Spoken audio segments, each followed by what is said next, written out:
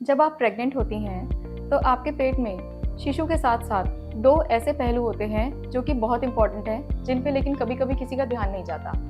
सबसे पहला important part है प्लेसेंटा, यानी कि शिशु को ब्लड सप्लाई करने वाला ऑर्गन। ये वो इम्पॉर्टेंट ऑर्गन है जिससे कि माँ के जरिए बच्चे को ब्लड सप्लाई मिलती है और सारा का सारा न्यूट्रिशन मिलता है जो बेबी की ग्रोथ के लिए ज़रूरी होता है। दूसरा इम्पॉर्टेंट ऑर्गन है पानी, यानी कि लाइकर, जिसको हम मेडिकल लैंग्वेज में एमनियोटिक फ्लूइड कहते हैं। यह पानी बच्चे के चारों तरफ एक पानी का बैग बनाता है जिसमें बेबी रहता है, और यह पानी की मात्रा कभी कभी ज़्यादा या कम पाई जाती है अल्ट्रासाउंड पे, जिससे कि एक चिंता का विषय बन जाता है। अक्सर महिलाएं ये सोचने लगती हैं कि अल्ट्रासाउंड में पानी कम या ज़्यादा दिया है तो इसके लिए मुझे क्या करना चाहिए, क्या चीज़ अवॉइड करनी चाहिए। तो मैं आपको इसके बारे में, इसके कॉमन कारण और उसका निदान क्या है ये बताती हूँ। कि आपने अल्ट्रासाउंड करवाया और डॉक्टर ने बोला कि आपके पानी की मात्रा, एमनियोटिक फ्लूइड की मात्रा बहुत ज़्यादा हो चुकी है, तो आपको अब कुछ चेंजेस करने पड़ेंगे अपनी डाइट में, अपनी मेडिसिन में। सबसे कॉमन कारण देखा गया है पानी ज़्यादा होने का माँ के ब्लड में शुगर का लेवल ज़्यादा होना, जैसे कि जेस्टेशनल डायबिटीज़ मेलाइटिस।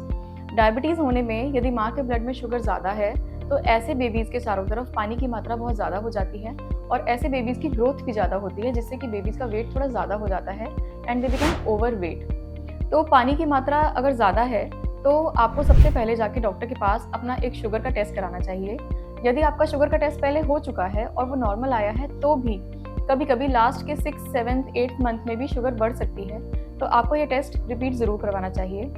साथ के साथ डॉक्टर आपको डाइट के बारे में इंपॉर्टेंट सलाह देंगे, यानी कि आपको खाने में मीठा और एक्स्ट्रा कार्बोहाइड्रेट्स बिल्कुल कट डाउन कर देने चाहिए। मीठा खाना ऑलमोस्ट बंद कर देना चाहिए, और यदि आप ज़्यादा फ्रूट जूस ले रही हैं तो वो भी कम कर देना चाहिए।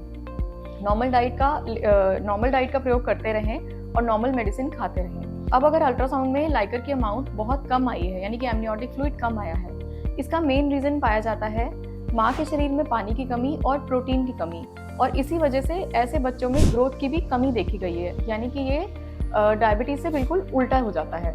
तो ऐसे में डॉक्टर आपको क्या सलाह देते हैं कि आप डेली में अपना लिक्विड इंटेक बढ़ा दीजिए और साथ के साथ प्रोटीन इंटेक बढ़ाइए। यदि आप नॉन वेजिटेरियन डाइट लेती हैं तो नॉन वेजिटेरियन डाइट आप ज़्यादा ले सकती हैं, जिसमें प्रोटीन का अमाउंट ज़्यादा होता है।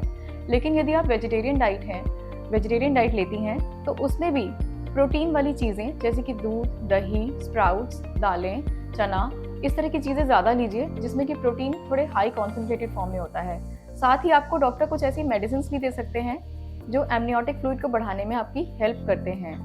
मैं आपको एक बात ज़रूर बताना चाहूँगी कि इन दोनों ही प्रॉब्लम में बेड रेस्ट का कोई रोल नहीं होता। तो ऐसा मत समझिए, कई पेशेंट मुझसे पूछते हैं कि क्या हम बेड रेस्ट करें तो ये सब चीज़ें इंप्रूव हो जाएंगी। बेड रेस्ट से पानी के, एमनियोटिक फ्लूइड के बढ़ने या घटने का कोई फ़र्क नहीं पड़ता। तो आप अपनी नॉर्मल एक्टिविटीज़ करते रहिए, सिर्फ डाइट पे ध्यान दीजिए और डॉक्टर की बताई हुई मेडिसिन टाइम पे लीजिए।